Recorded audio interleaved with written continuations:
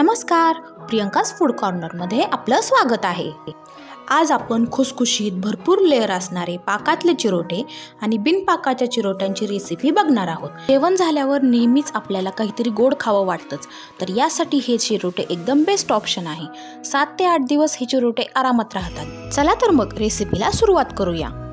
चिरोटे बनवण्यासाठी मी इथे सर्वप्रथम 2 वाटी मैदा घेतलेला आहे।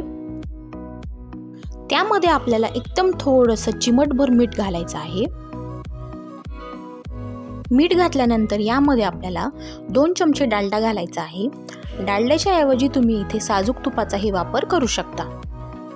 डालडा घातल्यानंतर हा डालडा आपल्याला पूर्ण पिठाला व्यवस्थित असा मिक्स करून घ्यायचा आहे।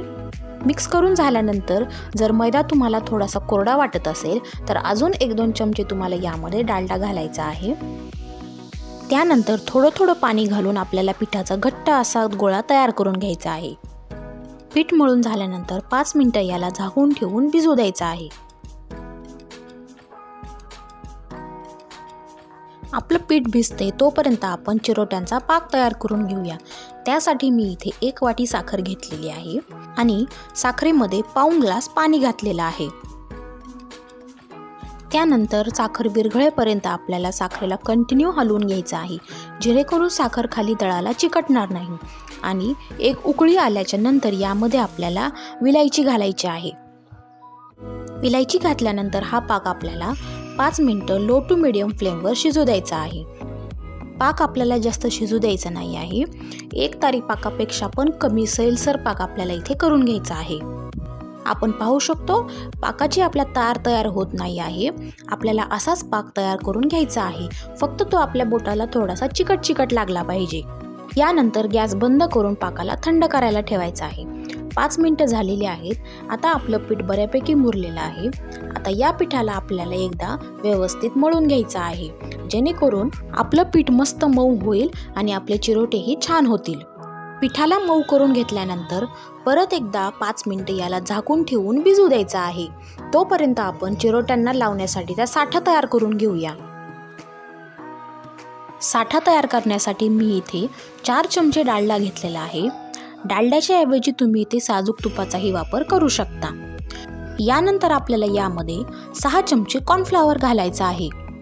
कॉर्नफ्लॉवर घातल्यानंतर हे दोन्ही पदार्थ आपल्याला व्यवस्थित एकमेकांमध्ये मिक्स करून घ्यायचे आहेत।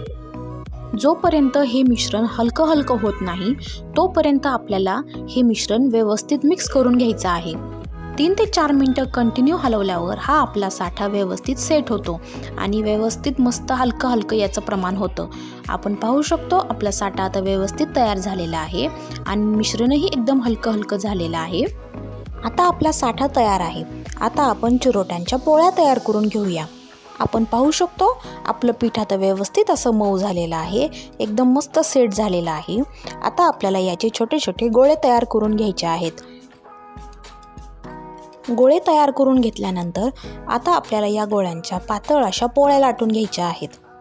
अशाच नवनवीन रेसिपीजसाठी माझ्या चॅनलला सबस्क्राईब करा आणि बेल आयकॉनला क्लिक करा, म्हणजे नवनवीन रेसिपीजचे नोटिफिकेशन तुम्हाला सगळ्यात आधी मिळतील। सगळ्या गोळ्यांच्या अशाच आपल्याला पातळ पोळ्या लाटून घ्यायच्या आहेत।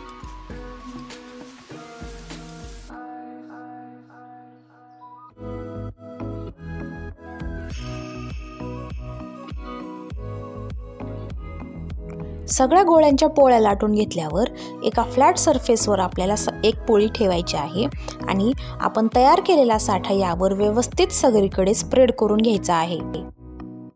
आपण पाहू शकतो आपला साठा आता व्यवस्थित सगळीकडे स्प्रेड झालेला आहे।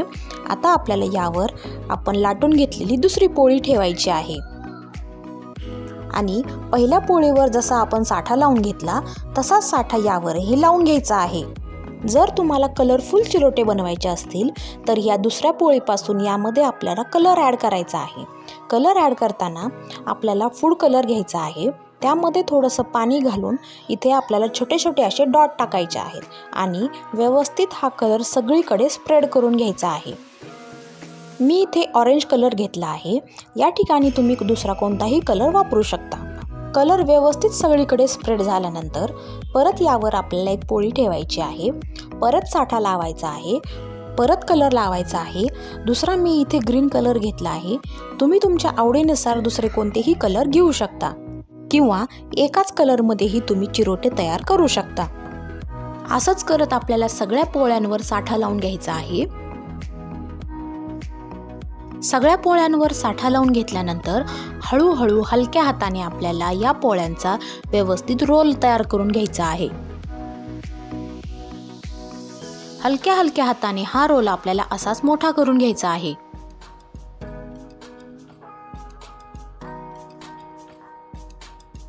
रोलची साईज आपल्याला हलक्या हाताने बारीक करून घ्यायची आहे, म्हणजे आपले चिरोटे छान बारीक मस्त होतात आणि त्याच्या लेयर्सही खूप छान पडतात। आणि आता आपल्याला व्यवस्थित कट करून घ्यायचं आहे। आपण पाहू शकतो आपले चिरोटे आता व्यवस्थित छान झालेले आहेत। आता आपल्याला हे चिरोटे थोडेसे लाटण्याच्या मदतीने हलके लाटून घ्यायचे आहेत, म्हणजे याचे आपल्याला लेयर्स पडायला मदत होते। अशाच प्रकारे बाकीचेही चिरोटे आपल्याला मस्त असे लाटून घ्यायचे आहेत। आता आपले चिरोटे तळण्यासाठी तयार आहेत।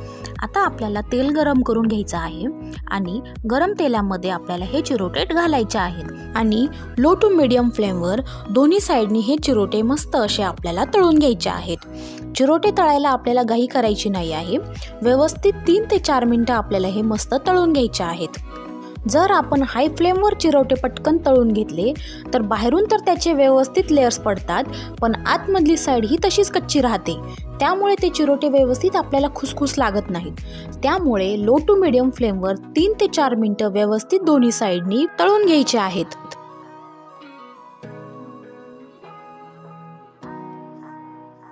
तुम्ही पाहू शकता आपले चिरोटे आता व्यवस्थित असे तळलेले आहेत आणि त्याला लेयर्सही मस्त आलेले आहेत। आता आपण हे काढून घेऊ। तुम्ही पाहू शकता आपले चिरोटे आता तळून तयार झालेले आहेत आणि याचे लेयर्सही मस्त पडलेले आहेत। जर तुम्हाला बिना पाकाचे चिरोटे तयार करायचे असतील तर या ठिकाणी आता तुम्हाला इथे चिरोट्यांवर पिठी साखर घालायची आहे, म्हणजे तुमचे बिना पाकाचे चिरोटे तयार होतील। तेही खायला खूप छान लागतात। आणि आता आपण पाकातले चिरोटे बघूया। आता आपल्याला हे चिरोटे पाकामध्ये डिप करायला ठेवायचे आहेत। चिरोट्यांची एक साईड आपल्याला 1 मिनिट पाकामध्ये भिजू द्यायची आहे आणि परत चिरोट्यांना आपल्याला पलटी करून घ्यायचं आहे आणि परत 1 मिनिट ही चिरोट्याची साईड आपल्याला पाकामध्ये भिजू द्यायची आहे, म्हणजे चिरोट्यांमध्ये पाक व्यवस्थित मुरला जातो आणि चिरोटे छान गोड लागतात। जेव्हा चिरोटे आपण पाकामध्ये टाकतो तेव्हा पाक हा आपला थोडासा कोमट ठेवायचा आहे। पूर्ण थंड जर पाक असेल तर त्याला थोडंसं आपल्याला गरम करून घ्यायचं आहे आणि नंतर यामध्ये आपल्याला चिरोटे घालायचे आहेत, म्हणजे चिरोट्यांमध्ये पाक व्यवस्थित मुरला जातो आणि आपले भरपूर लेयर असणारे रसरशीत पाकातले चिरोटे तयार आहेत। खायला खूप चविष्ट लागतात आणि बनवायलाही अगदी सोपे आहेत। रेसिपी आवडली असल्यास नक्की करून पहा। थँक्यू।